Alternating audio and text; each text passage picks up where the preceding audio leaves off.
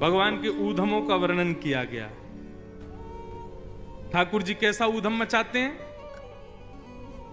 भैया नंद बाबा के यहां कितनी गायें हैं? 9 लाख गायें हैं। कितनी गाय?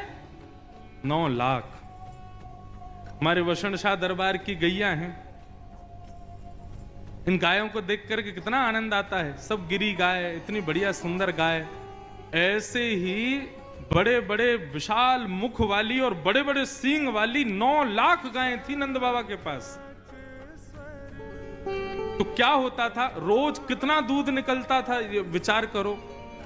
अब दूध पिव जाता, सब बट जाता, उसके बाद भी हजारों लीटर दूध बचता था। तो क्या होता था? उसकी दही जमा के और दही की छाछ बना के और उसका मक्खन का घी बना करके सब में बांटते थे नंद बाबा। प्राचीन काल में सबसे पहला व्यापार यही था।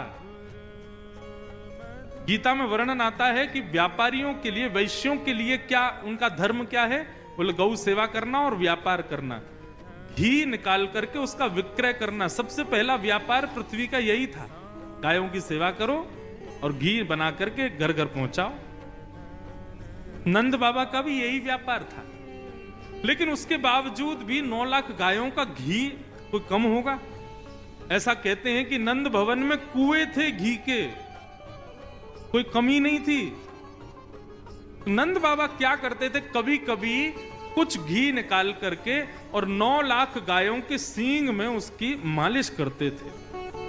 तो दूर से ही नंद बाबा की गायों के सींग ऐसे चमकते थे मानो जैसे चांदी या स्वर्ण चमक रहा हो।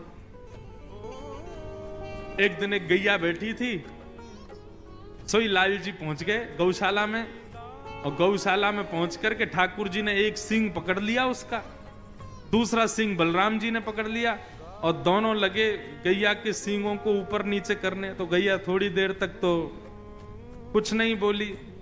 थोड़ी देर बाद जब ज्यादा जोर से करने लगे तो गैया परेशान हो गई, और जैसे ही गैया परेशान हुई तो गैया खड़ी हो गई। अब गैया खड़ी भई और दोनों भैया वहां पे लटक गए। मैया बचाइयो, बाबा बचाइयो, देख गैया हमें मार रही है। ठाकुर जी, गैया बोली अभी तो मारो ना है, अभी बताऊं तुम्हें। बहुत उधम मचाओ, सुबह सुबह आके रोज मेरे सींगन को ऐसे घुमाओ। अच्छा, आजकल गाय बांध के रखते हैं, लेकिन नंद बाबा के यहां गाय बांध के नहीं रहती, खुली रहती थी गौशाला में। गैया के दोनों सींगन पे भैया लटक गए। गैया दौड़ी सीधी जहां गोबरों का ढेर था और वहां जाकर के जोर से झटका मारा। सींगों में लगे थे घी, दोनों भैयाओं के हाथ फिसल गए और दोनों जाके गिरे गोबर में। यशोदा मैया आई तो गले गले तक गोबर में बैठे थे ठाकुर जी। मैया बोली कितनों नवाए ले हो, कितनों सजाए ले हो, कितनों भी सुंदर बनाए लो, आके या गोबर में ही खेले। लाला मुझको तो ऐसा लगे तू पूर्व जन्म में सूकर दिखे। बलराम जी बोले हाँ मैया सही कह रही है, ये पूर्व जन्म में सूकर ही हो, बरा बन के आयो ये।